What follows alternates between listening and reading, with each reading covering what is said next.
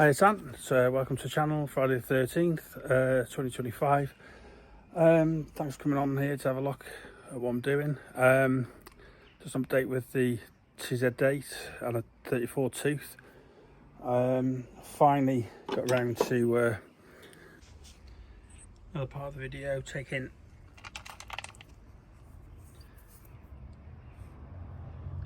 those out.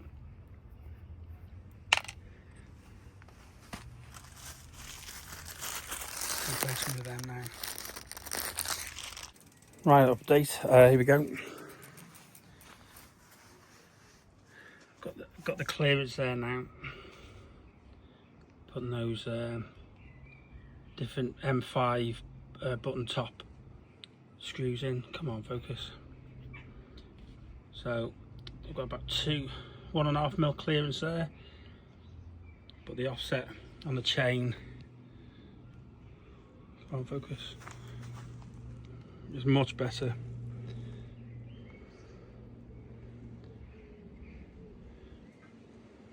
Improved a lot. That's about as best as you're going to get. You're not going to get a 34 tooth. And people say, oh, why are you using the 34 tooth? Well, 44 is no good for mountain biking. It isn't. I've been biking for years, and plus, look at the setup there. Excuse me. If I get it professionally welded, look at the state of that welding. It sticks to my landscaping job, I think. But yeah, that'll work tomorrow. I've just been spinning it around now. All index is fine. Doesn't look too bad, I don't think, personally.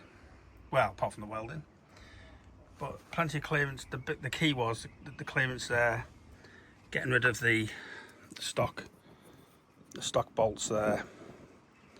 So the head's there about 4.5, 5mm. So with the button ones, you can eliminate 3mm of that easy, and that's what I've done here. So this is now a bolt-on front ring with about 6mm offset.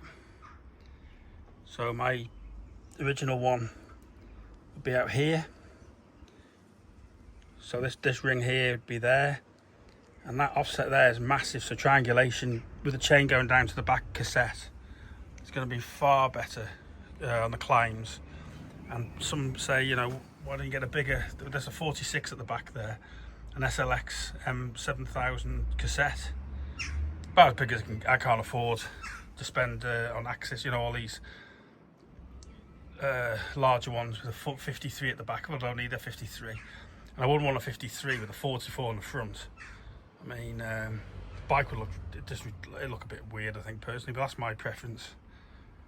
So yeah, TZ8 Tongsheng, motor's doing really well. I've got no play in the axle whatsoever. I've got no weird noises going on. It just works. This particular unit is just working. Now I'll say I haven't jet washed this at all. Deliberately not jet washed it, and I need to just run the hose off it, get rid of this crud. Going out tomorrow, going out Sunday. But and then the other thing, I run the VLD-C6, I think it is. I'm not sure, but it's not the big one. I use the big one for programming the motor, just to set it all up, diameter of the wheels, amperage, and everything else. And then I plug this in with some adapters I've got here that I bought on Amazon. And this is keeps my cockpit quite clean, really. Got my throttle there. That's fantastic. That's not for road use, but I use that for climbing, and it makes the bike's like a trials bike now. So when I'm climbing, I'm a big lad, and it's just awesome. You're in the lower gears climbing. I love that. That's a brilliant bit of advantage there. Plus the torque sensing. Yes, is the torque sensing as good as the other little one? No, I think there's going to be another update coming, and then hopefully the next update, if they do an open source like they did on the other previous model, do the update like the previous model, that'd be fantastic, because you could do everything on there, but it wouldn't work on the very first TZ2. A, it would be the B, the second version. But you know, I've got a load of those previous models in the workshop. I go out for a bike ride, I come back, there'll be something wrong. The axle will be wrong, the one-way sprag clutch will be failing, or the torque sensor wouldn't work. But this TZ8, so far, I think it's 8 months now I've had it, I haven't touched it. And in a way, I want it to break, because then I can slag it off and say, right, okay, it's not as good as I thought. So far, it's knocking out the park. So, yeah, thanks for watching the channel. I've been landscaping all day. I've just come in. First thing I wanted to do is jump on this and get this ready for tomorrow morning. So, have a good week.